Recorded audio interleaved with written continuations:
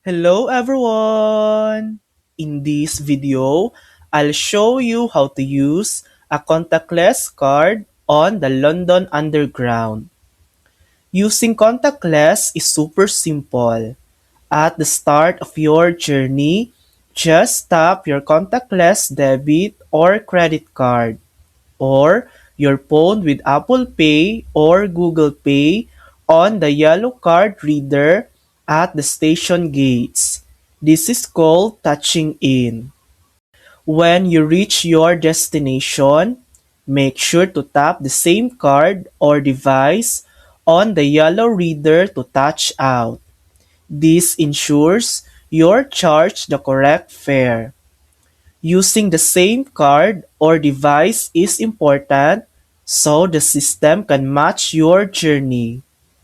One of the benefits of using contactless is that fares are automatically capped, meaning you'll never be charged more than the daily limit for the zones you travel in. If you're using the bus, there's one difference. You only need to touch in. No need to touch out when you get off. And that's it. That's how to use a contactless card on the London Underground. Thanks for watching! If this video helped you, please like and subscribe for more helpful tutorials.